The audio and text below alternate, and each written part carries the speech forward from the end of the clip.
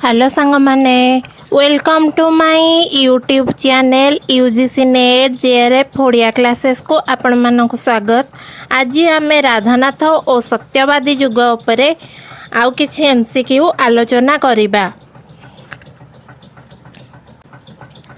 तो आज आमर प्रथम क्वेश्चन हेउची पल्ली चित्र प्रथम भाग केबे प्रकाशित। Option A 1885, option B 1886, option C 1895, option D 1898। तो पल्ली चित्र प्रथम भाग आमर 1898 मसीह प्रकाशित एवं यह नंदकिशोर बलंकर रचना।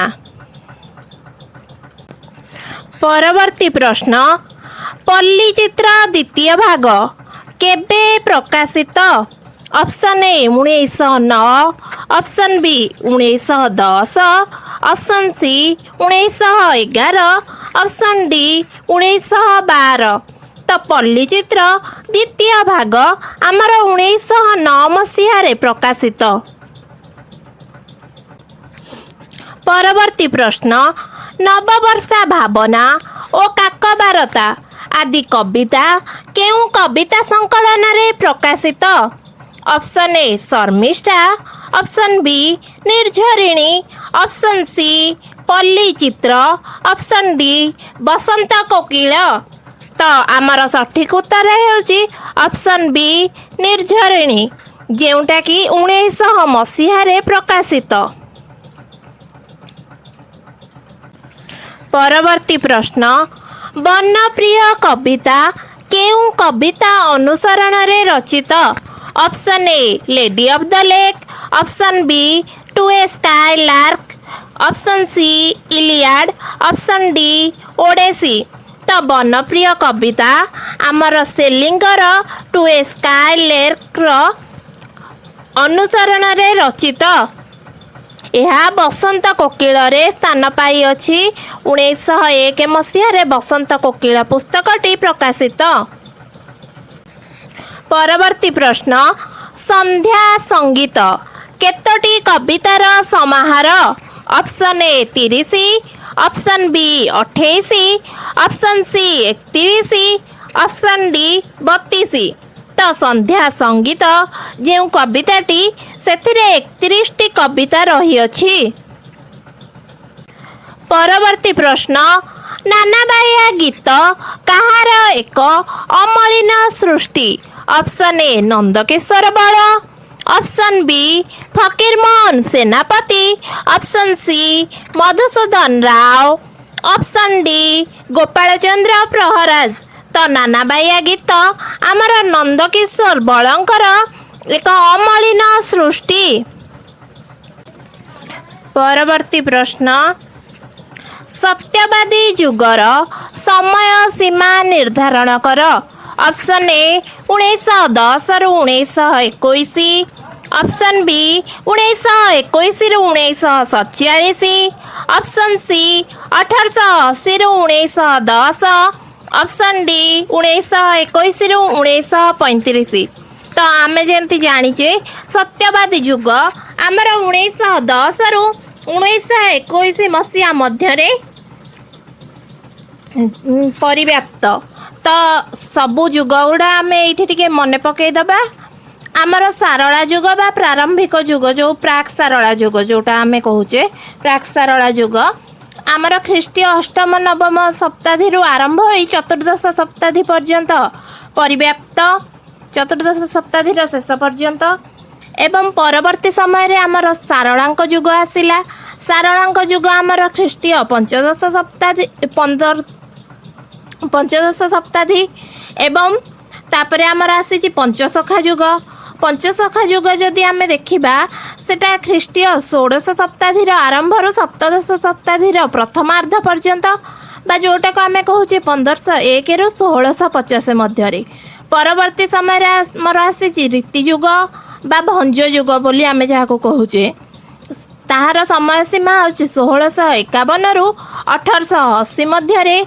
एवं परवर्ती समय रे आमर आधुनिक युग 1880 रु सांप्रतिक काल पर्यंत आधुनिक युग को आम मुख्यतः चारि भागरे विभक्त करथाउ जेमिति कि नवचेतनार साहित्य आमर आसिला 1880 रु 1910, सत्यवादी साहित्य 1910 रु 1921, सबुज साहित्य 1921 रु 1935 एवं प्रगतिवादी साहित्य 1935 रु 1947। परवर्ती समय आमर आसी स्वाधीनतर साहित्य जहाँ 1947 परवर्ती साहित्य को बुझाई थाए।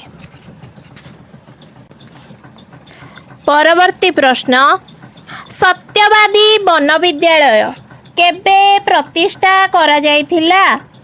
Option A 1910, option B 1909, option C 1911, option D 1915। तो आमर जो सत्यवादी वन विद्यालय रही ताहा 1909 मसीह प्रतिष्ठा करा जायथिला। परवर्ती प्रश्न, सत्यवादी साहित्य पत्रिका केबे प्रकाशित होइथिला? Option A 1915, option B 1916, option C 1920, option D 1925। तो आमर जो सत्यवादी साहित्य पत्रिका रही ताहा 1915 मसीह प्रकाशित होइथिला।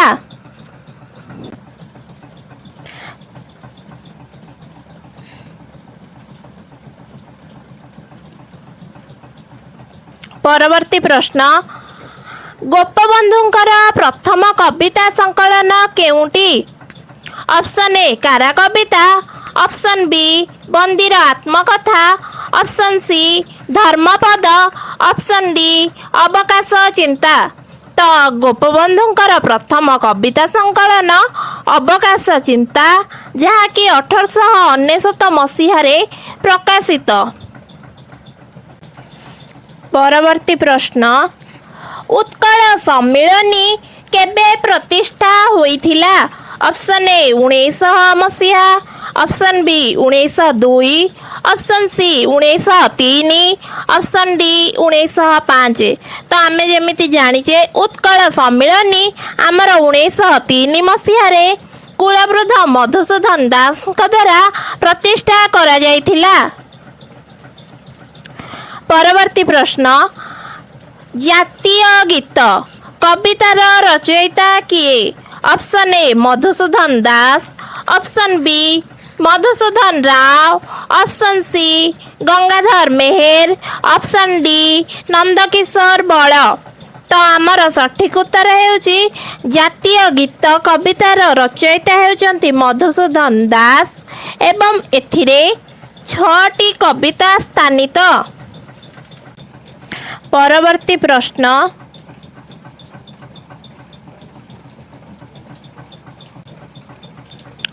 संतानर उक्ति कवितार कवि किए? Option A Madhusudan Rao, option B Gangadhar Meher, option C Madhusudan Das, option D Fakir Mohan सेनापति। तो संतानर उक्ति कवितार कवि हेउचंती मधुसूदन दास। परवर्ती प्रश्न, रेल उपरे चिलिका दर्शन कविताटी गोपबंधुंकर केउ संकलन रे स्थानित? Option A Abakash Chinta, option B कारा कविता, ऑप्शन सी बंदीर आत्मकथा, ऑप्शन डी धर्मपद। तो आमर जो रेल उपरे चिलिका दर्शन कविताटी गोपबंधुंकर रही तांकर प्रथम कविता अवकाश चिंतारे स्थानित जहाँकि आमर 1899 प्रकाशित होइथिला अवकाश चिंता कविताटी। परवर्ती प्रश्न, केउ कवितारे दिव्य चेतनार प्रकाश घटिची? Option A Abakash Chinta, option B Kokil, option C Shivaratri, option D Nityadham Nilachal. तो आमर कोकिल कवितारे दिव्य चेतनार परिप्रकाश घटिची। परवर्ती प्रश्न, ଦୂର ଦେବାଳୟେ ଯିବା ନାହିଁ ପ୍ରୟୋଜନ, ନିଜ ଅଭ୍ୟନ୍ତର ଦେଖ ଫେଡ଼ିନ ନୟନ।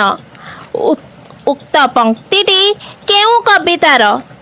Option A Shivaratri, option B Anatha Kalika, option C Nirab, option D ଗୋଟିଏ କାଙ୍କଣ ଗଛ। ତ ଆମର ସଠିକ ଉତ୍ତର ହେଉଛି ଶିବରାତ୍ରି କବିତା। ଏହି କବିତାଟି ମଧ୍ୟ ଅବକାଶ ଚିନ୍ତାରେ ପ୍ରକାଶିତ। ପରବର୍ତ୍ତୀ ପ୍ରଶ୍ନ, ହଜାରୀବାଗ ଜେଲରେ ଥିବା ସମୟରେ ଗୋପବନ୍ଧୁ କେଉଁ ଦୀର୍ଘ କବିତା ରଚନା କରିଥିଲେ? Option A Bandira Atmakatha, option B Dharmapada, option C Nachiketa Upakhyana, option D ଅବକାଶ ଚିନ୍ତା। ତ ଆମର ସଠିକ ଉତ୍ତର ହେଉଛି ବନ୍ଦୀର ଆତ୍ମକଥା। ସେ ଯେତେବେଳେ ହଜାରୀବାଗ ଜେଲରେ 1923 ମସିହା ଜାନୁଆରୀ ମାସରୁ 1924 ମସିହା ଜୁନ୍ ମାସ ପର୍ଯ୍ୟନ୍ତ ରହିଥିଲେ, ତାହାରି ମଧ୍ୟରେ ତାଙ୍କର ଏହି ବନ୍ଦୀର ଆତ୍ମକଥା ଦୀର୍ଘ କବିତା ରଚନା କରିଥିଲେ ଏବଂ କିଛିଟା କ୍ଷୁଦ୍ର କବିତା ମଧ୍ୟ ରଚନା କରିଥିଲେ, ଯାହାକି ତାଙ୍କର କାରା କବିତା ସଂକଳନରେ ପ୍ରକାଶିତ ହୋଇଛି। ପରବର୍ତ୍ତୀ ପ୍ରଶ୍ନ, ହଜାରୀବାଗ ଜେଲରେ ଥିବା ସମୟରେ ଗୋପବନ୍ଧୁ ଯେଉଁ କ୍ଷୁଦ୍ର କବିତା ରଚନା କରିଥିଲେ, ତାହା କେଉଁ କବିତା ଶୀର୍ଷକରେ ପ୍ରକାଶିତ? ତ ଆମେ ଜାଣିଛେ କି ଏଇଟା କାରା କବିତା ଶୀର୍ଷକରେ ପ୍ରକାଶିତ। ଏଟା ମଧ୍ୟ 1923-24ରେ ରଚିତ। ପରବର୍ତ୍ତୀ ପ୍ରଶ୍ନ, ନିମ୍ନଲିଖିତ ମଧ୍ୟରୁ କେଉଁଟି ଏକ କିମ୍ବଦନ୍ତୀମୂଳକ ଗାଥା କବିତା? Option A Abakash Chinta, option B Dharmapada, option C Bandira Atmakatha, option D Swadesh Chinta. ତ ଆମର ସଠିକ ଉତ୍ତର ହେଉଛି ଧର୍ମପଦ। ଧର୍ମପଦ ହେଉଛି ଏକ କିମ୍ବଦନ୍ତୀମୂଳକ ଗାଥା କବିତା। ପରବର୍ତ୍ତୀ ପ୍ରଶ୍ନ, ସମାଜ ସମ୍ବାଦପତ୍ର କେଉଁ ମସିହାରେ ପ୍ରକାଶିତ? Option A 1915, option B 1916, option C 1918, option D 1919। ତ ଆମର ଯେଉଁ ସମାଜ ସମ୍ବାଦପତ୍ରଟି ରହିଛି ତାହା 1919 ମସିହାରେ ପ୍ରକାଶିତ।